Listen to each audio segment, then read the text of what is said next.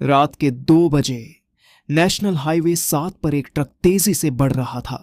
Driver का नाम था सुरेश। 15 साल से ट्रक चला रहा था। सैकड़ों किलोमीटर का सफर हर हफ्ते तय करता। लेकिन उस रात कुछ ऐसा हुआ जो उसने आज तक किसी को ठीक से नहीं बताया, क्योंकि उसे डर है अगर उसने बताया तो वो चीज फिर लौट आएगी।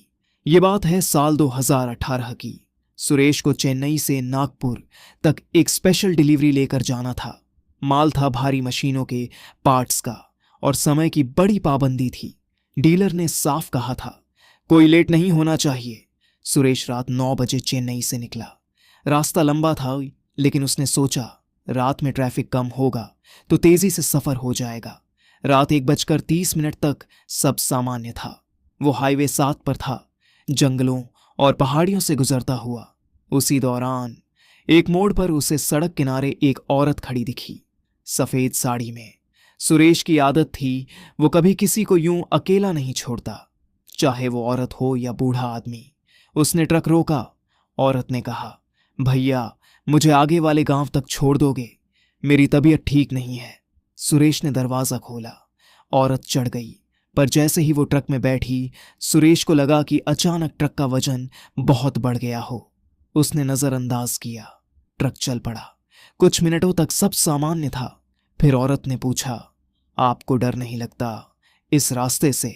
सुरेश मुस्कुराया, डर?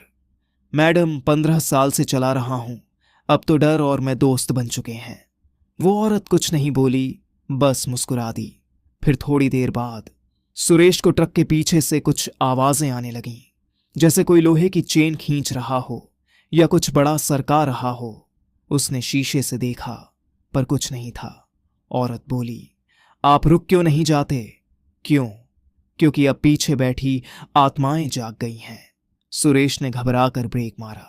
ट्रक एकदम से झटका खाकर रुका, और जब उसने बगल की सीट की तरफ देखा, वो औरत गायब थी।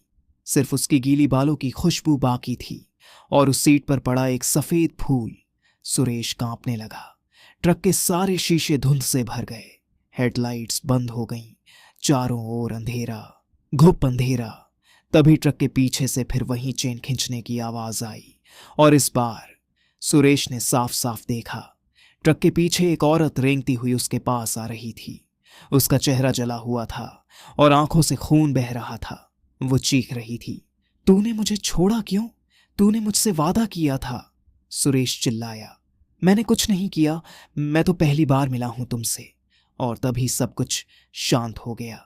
सुबह की पहली रोशनी जब ट्रक के शीशों से अंदर आई तो सुरेश की आंख खुली।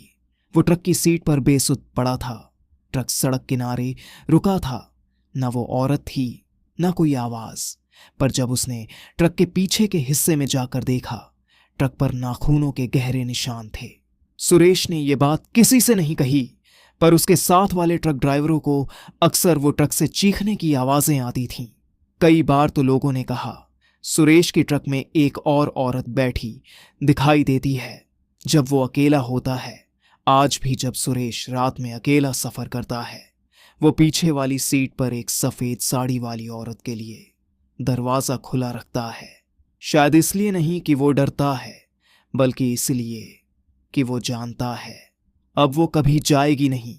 अगर तुम भी कभी रात को हाईवे 7 से गुजरो और तुम्हें कोई सफेद साड़ी वाली औरत लिफ्ट मांगते दिखे, तो मत रुकना, क्योंकि हो सकता है वो अब किसी और ड्राइवर की सवारी बनना चाहती हो।